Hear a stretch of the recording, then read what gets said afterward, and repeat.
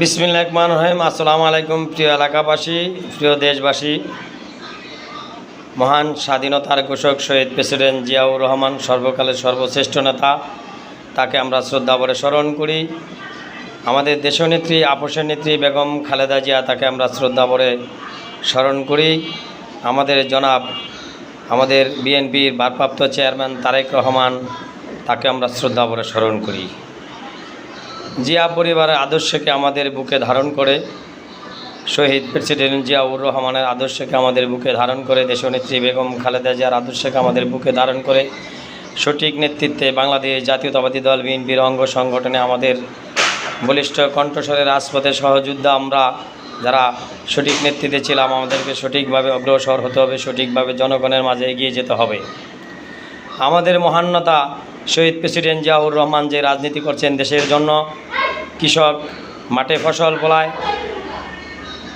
শ্রমিক রাস্তায় কাজ করে, বিভিন্ন সেক্টরে কৃষক শ্রমিক বিভিন্ন ফসল ইত্যাদি ফসল ফলায়, সেই ফসল আমরা টাকা দিয়ে ক্রয় করে খাচ্ছি।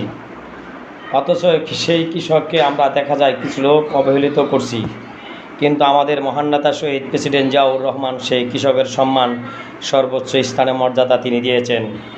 আমাদের দেশনেত্রী বেগম খালেদা জিয়া তাই করতেছেন। আমাদের নেতা জনাব তারেক রহমান সাহেব, তিনিও কৃষকের জন্য, এই দেশের জন্য লড়াই সংগ্রাম করেছেন। বিগত 17 বছর ফ্যাসিস্ট খুনি হাসিনার নির্যাতনে বিএনপি পরিবার বহু নেতাকর্মী গুম খুন অত্যাচারের শিকার হয়েছেন। তবুও স্বৈরাচারের নির্যাতনে তারা আমরা রাজপথ ছেড়ে পালিয়ে যাই নাই। আজ দেখা যায় কিছু দুষ্কৃতী এই দেশের মাটিতে, যারা বিগত স্বৈরাচার খুনি হাসিনার শাসন আমলে আওয়ামী লীগের সাথে তারা সংযুক্ত ছিল, তারা তাদের কাছে পুনর্বাসন নিয়েছে। আজকে তারা সে আওয়ামী লীগকে পুনর্বাসন করে তারা রাজনীতিতে বিএনপির নামে গোলা পানিতে মাছ শিকার করে ফায়দা নেওয়ার চেষ্টা করতেছে। তাদেরকে হুঁশিয়ার সংকেত সাবধান করে দিতে চাই। ইসলামের কোনো সংবিধানে কোথাও বলা নাই যে ইসলামকে আপনি পুঁজি করে আপনি মানুষকে জান্নাতের দোহাই দিয়ে রাজনীতির ফায়দা নেবেন। কারণ জান্নাত জাহান্নাম তো আল্লাহ তাআলা আপনার আমার দুনিয়ার কর্মের রূপে ফায়সালা বিবেচনা করবে।